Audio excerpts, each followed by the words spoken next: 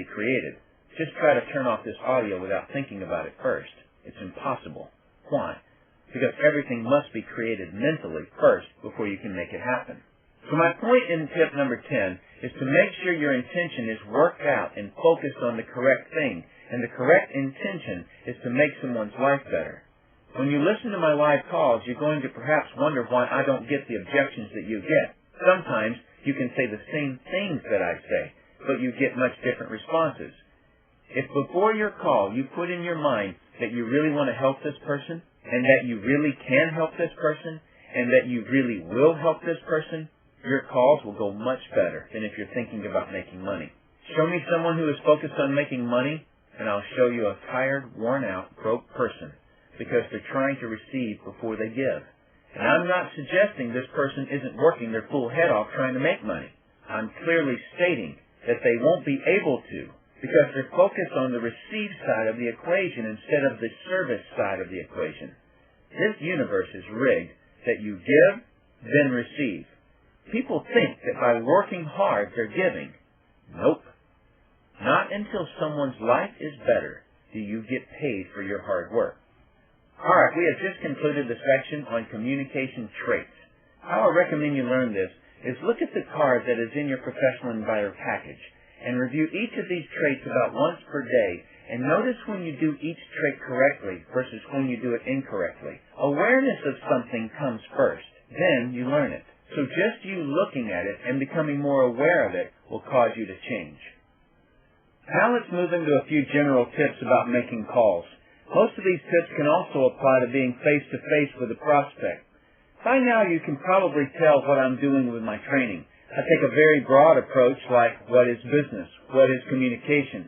Then I narrow it down into the traits of a good communicator. The next step, which we're about to go into, is general tips when making phone calls. Then we'll get very specific. Tip number 1. Always sound upbeat and positive on the phone, but never overly enthusiastic to the point where you sound fake.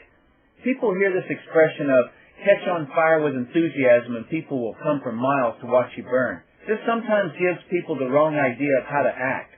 Be enthusiastic and excited, but don't be fake.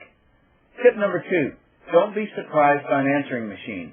You need to rehearse leaving messages. Use your home phone to call your cell phone and leave a message.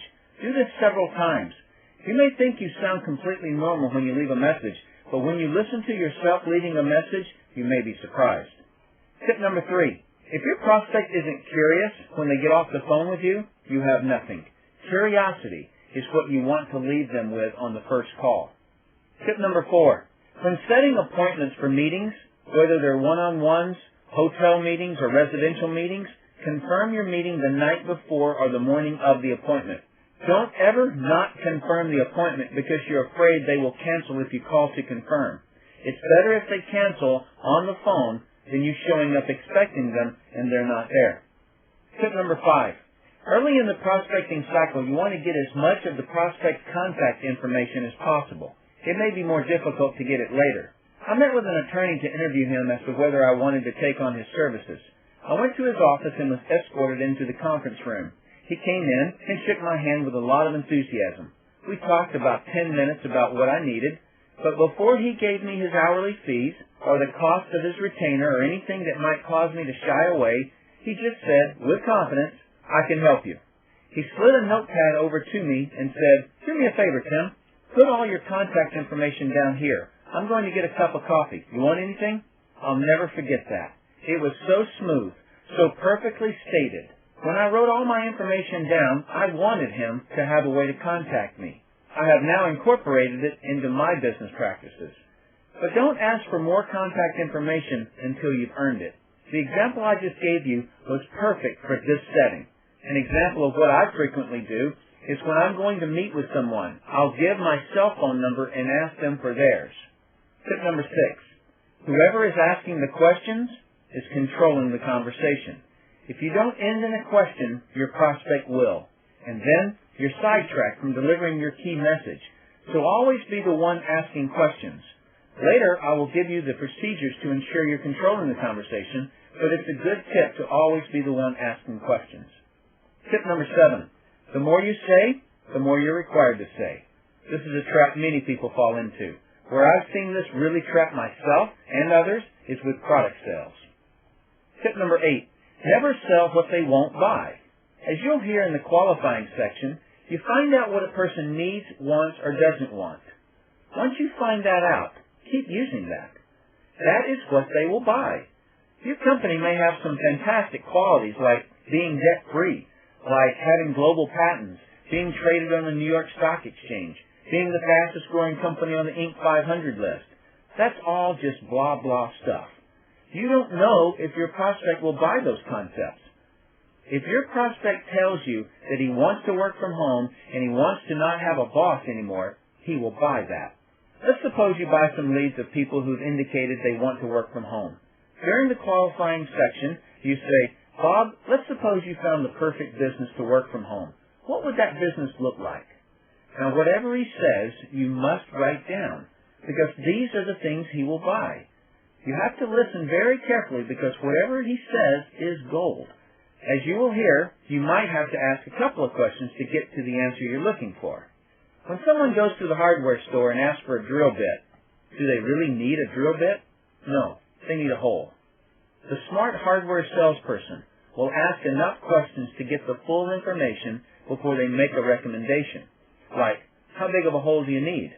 How deep do you need the hole? What material are you drilling through? Only sell what they will buy. Tip number 9. Don't carry baggage from one call to the next. I've done it and seen it. You call someone and they jump into how network marketing is a pyramid.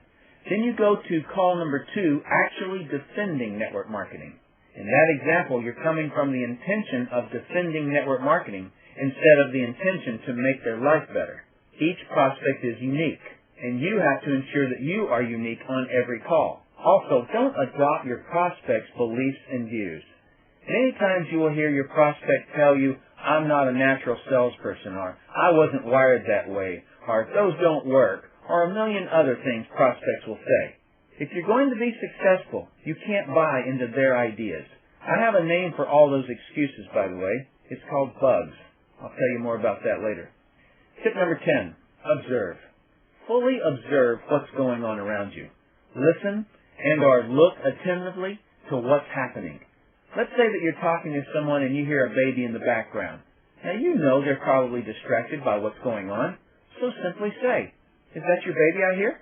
When they say yes, perhaps they even apologize, say, boy or girl, what's his or her name? Then ask, do you need to put the phone down and handle anything? This will do more for establishing a good relationship than just about anything else you can say. Tip number 11. If you answer the phone and a prospect is on the other end and you didn't expect it, don't let the surprise of it throw you. You can say something like, hold on just a second while I get back to my desk. Get everything situated and return to the call. If they're returning your call and you have their resume, you can say, hold on a second while I get your resume in front of me. To stammer around is unprofessional. Tip number 12. Are you inviting for business or product? One of the first decisions you need to make is whether you're calling to promote the product or the business. My opinion, which is backed by statistics, is you can do either, just not both at the same time.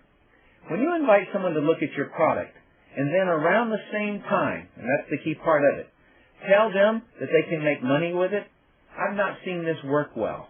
I'll tell you when I do bring it up. After they've been a happy customer for a month or more, at the point where they place a second order, I ask them if they know anyone who would like to receive the same benefits as they have received. After they've given me a referral, and that referral wants to buy the product, before I place that order, I will then call my customer and bring up the discussion that I can either take them to dinner and thank them or give them a commission. Which do they prefer? This works the best. If you're inviting for your product, find out from your upline a proven way to introduce the product to prospects. If you don't find a proven way, create it. My opening statement during the qualifying step for product sales is I always ask a question such as, John, do you take vitamin supplements? If he says no, I ask, what's the number one reason you don't? If he says yes, I ask, what's the number one reason you take them? This gets me into the conversation.